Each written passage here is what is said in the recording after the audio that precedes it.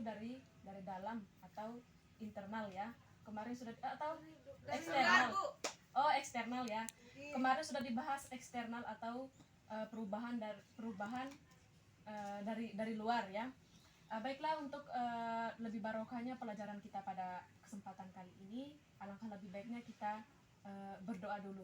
Yang cowok silakan pimpin doanya. Oke, bismillahirrahmanirrahim. Mari kita sama-sama membaca salawatan Nahdlatul Wathon. Oke, mulai. Bismillahirrahmanirrahim. Allahumma inna nas'aluka bika an tusalli wa tusallim ala sayyidina Muhammadin wa ala sairil anbiya'i wal mursalin wa ala alihim wa sahbihim ajma'in wa antu ambirona asal pendekat langsung wa tarzuqna wa tawfazuna wa taghfir lana wa li jami'il muslimin ya Allah ya Hayyu ya Qayyum la ilaha illa anta. Oke, doanya udah selesai, saya kembali ke ibu. Baiklah, sedikit saya menyampaikan, walaupun kondisi saat ini masih dalam keadaan tanda tanya ya, atau masih COVID-19, kita harus tetap mengikuti protokol kesehatan, tetap menjaga jarak, pakai masker ya, dan jangan lupa sering-sering olahraga kalau di rumah ya. Oke, stop dulu. Ini yang hadir cuma 5 orang ya, teman-temannya yang lain nggak hadir atau gimana ini? Sakit Bu, masih ada yang sakit, ada yang malas. Nanti sebelum pelajaran kita dimulai, nanti absen ya, seiring berjalannya pelajaran nanti absennya ikut belakangan. Baiklah, karena hari ini yang presentasi kelompok 2, silakan agak kesanaan dan langsung untuk mempersingkat waktu, langsung saja saya serahkan waktunya untuk menjelaskan hasil diskusinya kemarin, yaitu perubahan sosial yang faktor perubahan sosial yang terjadi dari dalam. Kepada kelompok 2 saya persilahkan untuk menjelaskan.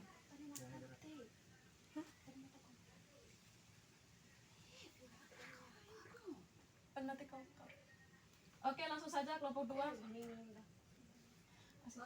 Asik pendekat. Baiklah teman-teman, kalau saya mewakili teman kelompok saya, kelompok 2, akan mempresentasikan hasil diskusi kami dengan materi faktor internal perubahan sosial. Nah, kebetulan pemateri kita kali ini adalah Muhammad.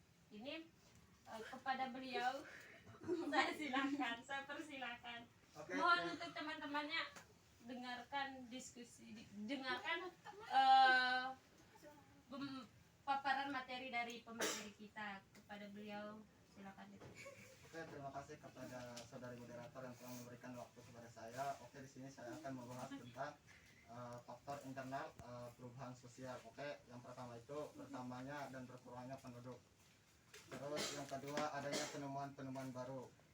Contohnya penemuan baru sangat mempengaruhi perubahan di masyarakat. Misalnya penemuan ponsel pintar membuat masyarakat memiliki pola baru dan berkomunikasi di antara individu dan kelompok. Terus yang ketiga itu konflik sosial. Konflik di antara kelompok dalam suatu masyarakat juga bisa jadi penyebabnya perubahan sosial. Terus yang keempat, terjadinya pemberontakan atau revolusi di suatu negara. Adanya gerakan revolusi maupun pemberontakan besar juga bisa memicu perubahan besar dalam kehidupan masyarakat di suatu negara. Oke, terima kasih sudah mendengarkan paparan materi dari saya. Saya kembali ke saudari moderator.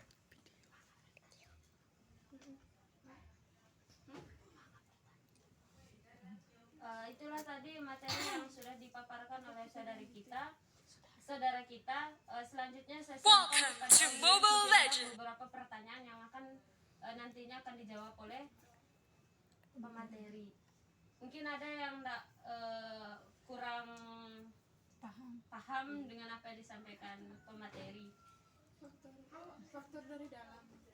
faktor dari dalam Perubahan sosial yang terjadi. kepada saudara ya. Baik, Silakan. terima kasih kepada moderator yang telah memberikan kesempatan dan waktu kepada kelompok kita untuk bertanya. Saya ingin bertanya terkait dengan materi tadi tentang apa faktor eksternalnya dari dalam. Internal. Faktor eksternal dari dalam. Kalau saya sih belum paham betul, soalnya kan pemateri tadi cara belajarnya, cara penyampaiannya terlalu cepat, jadi kita belum paham gitu mengenai apa faktor itu, faktor eksternal. Faktor internalnya. Iya. Ini pertanyaannya mengenai apa gitu dari ulang lagi paparan materinya gitu. Nah, saya luruskan ya. Dari audiens yang ini mengatakan paparan dari intinya dari Intinya, pemateri soalnya itu kan terlalu terpaku cepat, kepada terlalu itu cepat sehingga mereka agak sulit mencerna atau memahami materi yang saudara sampaikan. Jadi untuk mempersingkat waktu, silakan saudara memaparulangkan lagi materi yang dipaparkan. Oke, terima kasih kepada saudari moderator. Terima kasih juga kepada saudari yang bertanya. Oke, di sini saya akan membaca faktor internal pemicu perubahan sosial. Yang pertama itu bertambahnya dan berkurangnya penduduk. Terus yang kedua adanya penemuan-penemuan baru. Terus yang ketiga konflik sosial. Yang keempat terjadi pemberontakan atau revolusi di suatu negara. Oke, mungkin itu aja yang saya bisa paparkan. Saya kembali kepada saudari moderator. Nah, itulah tadi materi yang sudah dipaparkan kembali. Ada beberapa poin. Yang pertama itu bertambahnya dan berkurangnya penduduk. Yang kedua adanya penemuan-penemuan baru. Yang ketiga konflik sosial. Yang keempat terjadinya pemberontakan atau revolusi di suatu negara. Nah, mungkin ada tanggapan atau masukan atau pertanyaan dari saudara-saudara untuk pemateri mengenai 4 poin yang sudah dipaparkan.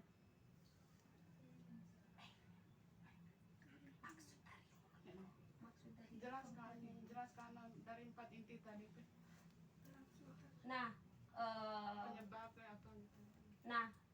Baiklah, di sini pertanyaan saudara itu jelaskan keempat poin yang udah dipaparkan sama materi. Biar Kepada lebih paham, pemateri biar kita lebih paham. silahkan dijelaskan.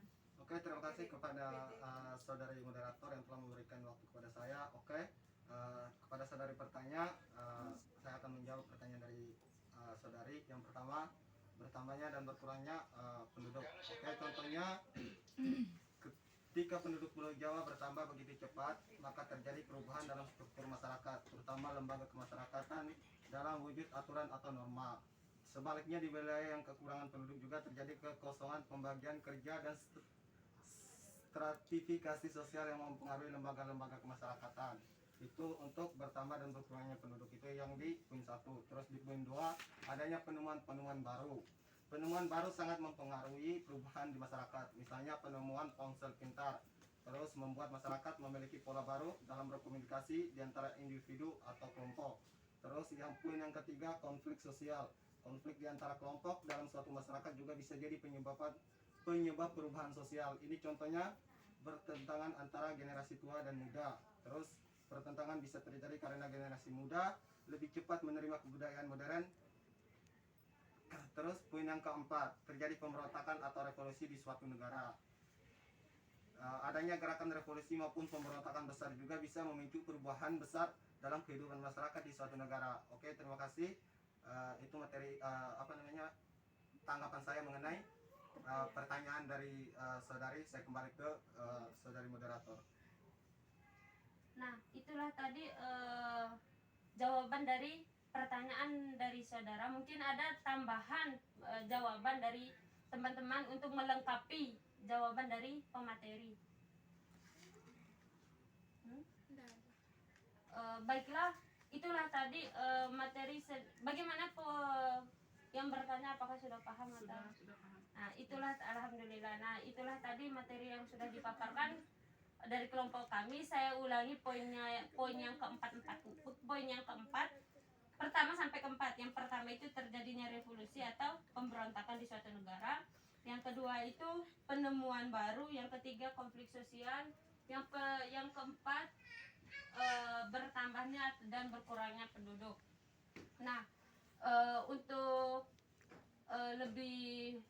saya akhiri saja diskusi kami pada kesempatan kali ini.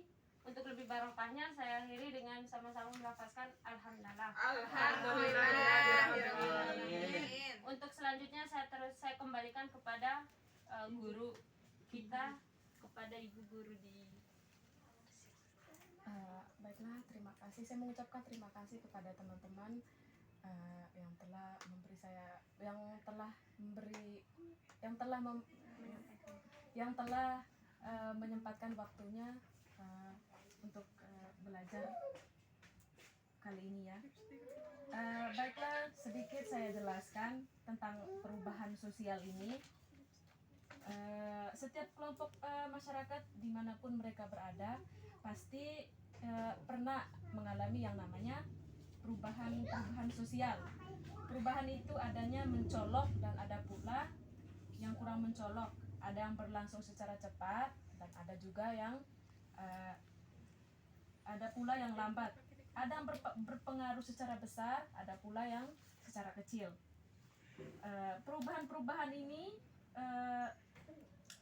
merupakan perubahan ini terhadap nilai dan norma sosial, pola-pola perilakuan, organisasi sosial, susunan lembaga-lembaga kemasyarakatan, lapisan-lapisan dalam masyarakat. Mempelajari tentang perubahan sosial yang ada di masyarakat memang sesuatu hal yang rumit, namun menantang untuk dilakukan.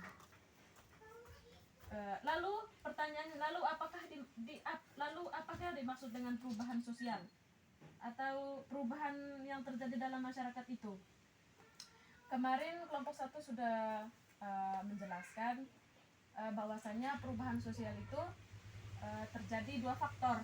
Yang pertama faktor internal atau dari dalam, terus yang kedua itu faktor eksternal atau dari luar. Faktor eksternal kemarin sudah dijelaskan sama kelompok 1. Faktor yang pertamanya itu pengaruh kebudayaan, terus yang kedua terjadinya peperangan, terus yang ketiga kemarin pengaruh perubahan lingkungan alam. Terus barusan kelompok 2 sudah menjelaskan hasil diskusinya bahwasannya faktor perubahan sosial yang terjadi dari dalam atau eksternal ada 4 ya. Yang pertama perubahan jumlah penduduk, terus yang kedua itu konflik, yang ketiga penemuan baru ya, atau teknologi yang baru, terus yang ketiga itu pemberontak yang terjadi di masyarakat. Saya akan menjelaskan kembali apa yang sudah dijelaskan oleh kelompok 2 untuk lebih jelas ya. Yang pertama itu perubahan jumlah penduduk. Jadi perubahan jumlah penduduk ini bertambahnya jumlah penduduk yang sangat cepat dapat menyebabkan terjadinya perubahan dalam struktur masyarakat, terutama menyangkut masalah lembaga-lembaga kemasyarakatan. Sedangkan berkurangnya jumlah penduduk terutama yang diakibatkan oleh proses migrasi seperti urbanisasi, transmigrasi, dan lain-lain. Juga dapat mengakibatkan kekosongan misalnya pada bidang pembagian kerja, stratifikasi sosial, dan pada gilirannya dapat berpengaruh pula terhadap lembaga-lembaga kemasyarakatan di daerah tinggalnya sendiri. Terus yang kedua tadi tentang konflik ya. Konflik ini terjadi konflik atau suatu pertentangan. Baik itu berupa pertentangan nilai dan norma-norma, pertentangan agama, politik, dan lain-lain dapat pula menimbulkan terjadinya perubahan-perubahan sosial yang cukup luas. Terus yang ketiga tadi, berkembangnya ilmu pengetahuan dan teknologi. Akibat berkembangnya ilmu pengetahuan yang semakin tinggi dan meluas, ternyata berdampak pada penemuan-penemuan baru berupa teknologi canggih yang kemudian berdampak pula terhadap perubahan kehidupan manusia ya. Misalnya jika pada zaman dahulu kita mengabari orang itu lewat surat ya, tapi sekarang karena seiring berkembangnya zaman, maka surat tersebut diubah menjadi kalau kita mengabari saudara kita yang jauh, kita bisa lewat handphone ya.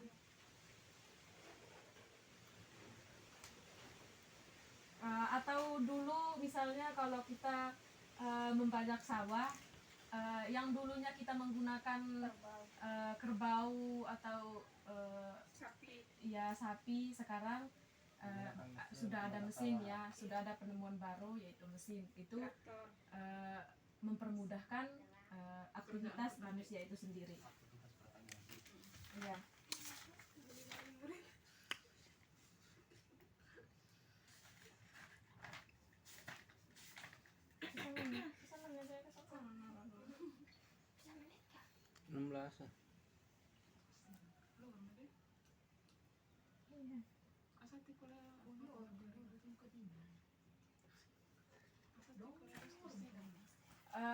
Baiklah,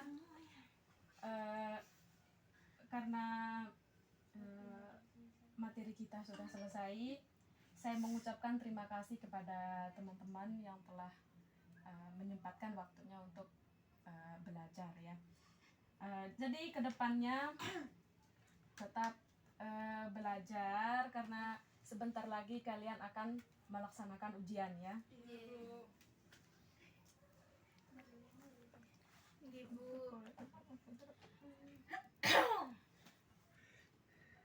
Kalau nanti ada kesempatan atau waktunya tidak mepet, kita akan masih melakukan pembelajaran ya. Tapi ingat semuanya tetap mengikuti protokol kesehatan, tetap jaga jarak, jangan lupa olahraga, makan makanan yang sehat, sekolahnya yang rajin. Tapi kalau masih online itu lebih baik ya. Baiklah, bila kalau ada kesalahan selama pembelajaran yang saya melakukan kesalahan, saya minta maaf kepada teman-teman ya. Semoga ilmu yang saya kasih bisa berkah ke teman-teman. Amin. Baiklah, mungkin itu saja yang dapat saya sampaikan. Kurang dan lebihnya saya mohon maaf.